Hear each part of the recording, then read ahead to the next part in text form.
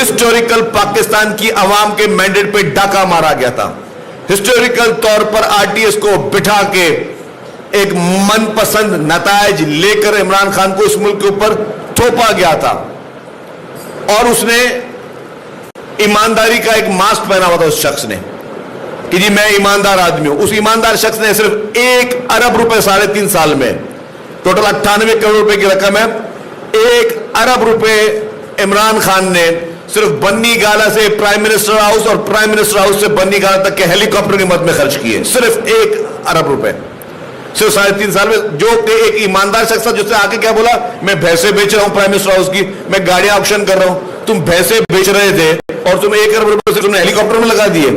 اس سے بڑا تمہارے منہ پہ کیا ماس ہوگا جو ایمانداری کی تم بات کرتے ہو. پھر اس شخص نے کیا کیا, پھر اس شخص نے اس ملک کو یرغمال بنانے کے لیے, جو کہ اس سے پہلے کی کارروائیاں تھی, جو 2018 کی الیکشن تھی, اس الیکشن میں بھارت اور اسرائیل کے پیسے اس ملک میں سیاست میں استعمال ہوتے رہے, اس کی پوزیشن میں استعمال ہوتے رہے. کیا کیا گیا نوجوان نسل کے سامنے, عام آدمی کو جو شاید معصوم ہے, عام آدمی جو پاکستان کی سیاسی گیمکس کو سمجھتا نہیں ہے, اس کو فرشتہ کر کے پیش کرنے کی کوشش کی گئی, اس کی امیج بلڈنگ کی کوشش کی گئی. اور اس امیج بلڈنگ میں غیر ملکی وہ کمپنیاں, غیر ملکی وہ لوگ جن کا کام یہ پروفیشنل ہے کہ وہ سوشل میڈیا میں لوگوں کو ٹرین کریں, سوشل میڈیا میں پاکستان کے سیاستدانوں کے خلاف, پاکستان کے فورسز کے خلاف, پاکستان کی اداروں کے خلاف زہر انگیز طریقے سے مہمیں چلانے میں مصروف ہے. عمران خان کی لڑائی ہے کیا؟ عمران خان کی لڑائی یہ تھی جب 3.5 سال تک جس طرح وہ جعلی اقتدار میں آیا, اور پھر اس نے کہا, اور ایک ووٹ آف نو کانفیڈنس جو کہ ملک کی آئینی ایک شک تھی جس کے ذریعے ووٹ آف نو کانفیڈنس آئی, آئین کے ذریعے آئی, عمران خان کو نکالنے کی کوشش کی. تو ٹھیک ہے, تو عمران خان نے کیا کہا, عمران خان نے کہا جنرل باجوہ صاحب کو کہ میں آپ کو لائف ٹائم ایکسٹینشن دینے کے لیے تیار ہوں, آپ میرے اوپر ووٹ آف نو کانفیڈنس نہ لے کر آئیں, اس کو کامیاب نہ ہونے دیں, آپ میری سپورٹ کریں. جس پہ انہوں نے کہا کہ جی نہیں, ہم آپ کو جو ہے وہ آپ کی ہیلپ نہیں کر سکتے, ہم ایک آئینی نو کانفیڈنس دار, اس میں ہم آپ کا ٹول نہیں بن سکتے. اس پہ اس نے باجوہ صاحب کے خلاف اور پورے ادارے کے خلاف ایک سازش شروع کی. اور پھر جو انہوں نے کہا کہ ہم نیوٹرل رہیں گے, تو اس میں نیوٹرل کو اس نے گالی بنا کے پیش کیا. اس کا مقصد کیا تھا؟ اس کا مقصد یہ تھا کہ یا میری مدد کرو, اگر میری مدد نہیں کرو گے تو میں تم لوگ کو پبلک میں کنٹروورشل بناؤں گا, تمہارے خلاف سازشیں کروں. کیونکہ اس کے بعد ایک ٹول ہے عمران خان کے پاس, وہ سازشی ٹول ہے, وہ سوشل میڈیا کا ایک ٹیررسٹ آرگنائزیشن ہے.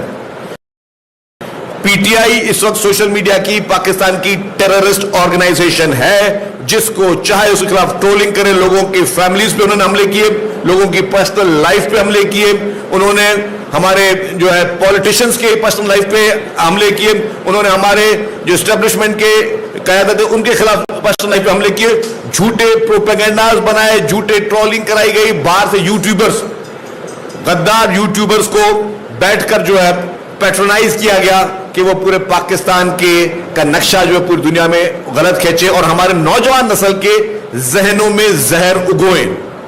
وہی عمران خان, ابھی ریسنٹلی میں پارلیمنٹ کی بات کروں, پارلیمنٹ میں کیا ہوا, محترم آصف علی زرداری صاحب کا خطاب تھا, اس سے پہلے محترمہ آصفہ بھٹو زرداری صاحبہ جو ہے ان کا اوتھ ٹیکنگ تھی. کس طریقے سے جو رویہ تھا پی ٹی آئی کے ان بدماشوں کا, میں سمجھتا ہوں بہت قابل مذمت ہے. آپ اگر دیکھیں کسی کی بھی جو ہے وہ بہن بیٹی کو ہمیشہ احترام کی نظر سے دیکھا جاتا ہے. اگر میں آپ کو یقینی بتاؤں, اگر عمران خان کی فیملی کا کوئی بندہ اگر ایم این اے بنتا تو ساری اپوزیشن کے لیڈران جو ہے وہ سر پہ ہاتھ رکھتے اور اس کو شفقت کا ہاتھ دیتے. لیکن انہوں نے جب پریزیڈنٹ کی سپیچ دی اور پریزیڈنٹ صاحب بات کر رہے تھے, محترم آصف علی زرداری صاحب اس ملک میں ریکنسیلیشن کی بات کرتے, ملک کو آگے لے کر چلنے کی بات کرتے. جو پولرائزیشن عمران خان نے پیدا کی اس معاشرے میں, بھائی سے بھائی کو لڑانے کی جو پولرائزیشن عمران خان نے پیدا کی ہے, جو سوسائٹی کو ڈیوائیڈ کرنے کی پولرائزیشن عمران خان نے پیدا کی ہے, جو اداروں کے خلاف ہزارت سائی کی ایک پالیسی पैदा किए। और ये क्या मकसद है? ये इमरान खान सब क्या कर रहा है? ये इस वक्त इमरान खान इस मुल्क की 22 करोड़ आवाम को, मुल्क के सियासतदानों को और इदारों को इन सबको ब्लैकमेल कर रहा है। और ब्लैकमेलिंग की वजह क्या है? कि मुझे इख्तियार दो, मेरे जो केसेस जिसमें मुझे सजाएं मिली हैं उन केसेस में मुझे माफी दो, चाहे पाबंदी के बावजूद। ओपन शट केसेस है, कोई ऐसा केस नहीं है जिसमें कोई साइंस लड़ाने की जरूरत हो या दिमाग लड़ाने की जरूरत हो।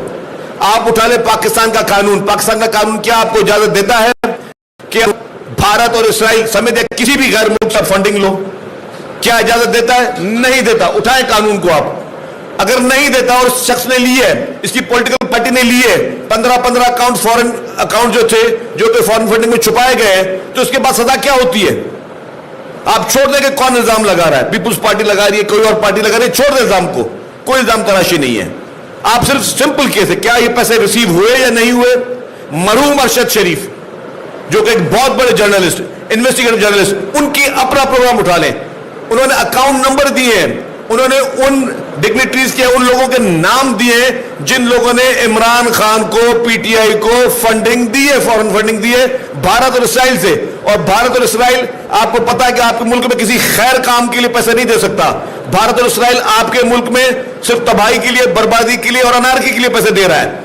उनसे पैसे लेकर उसके बाद क्या जस्टिफिकेशन बनती है कि वो शख्स ईमानदारी का मास्क पहन के आवाम को बेवकूफ बना रहा है? सिर्फ नौजवान नस्ल के जहन में जहर उगलाया जा रहा है, नौजवान नस्ल को पोल्यूट किया जा रहा है, उनके दिलों में नफरतें पैदा करने की कोशिश की जा रही है। क्यों? क्योंकि उसको इख्तियार नहीं है। आज मैं शर्तिया कहता हूं इमरान खान को बोलें कि आपको हम प्राइम मिनिस्टर हाउस में बिठाते हैं, ये वही शख्स होगा। कहां जाएगा इसका बयानिया, कहां जाएगा इसका मौक़िफ़, कहां जाएगा इसकी डेफिनेशन अबाउट न्यूट्रल, कहां जाएगा? आज जिस एस्टेब्लिशमेंट की लीडरशिप को ये निशाना बना रहा है, झूठे इल्जाम उन पर लगा रहा है। कभी झूठे इल्जाम लगता है कि जी मेरी बेगम साहबा को जहर देने की कोशिश की गई, और मेडिकल रिपोर्ट जो है वो कुछ और चीज बोल रही है, कोई सैंपल नहीं। और अच्छे डॉक्टर्स, बेस्ट डॉक्टर्स कह रहे हैं कि जी ये कोई चीजें सिर्फ और सिर्फ सिंपैथी गेन करने की कोशिश की जा रही है।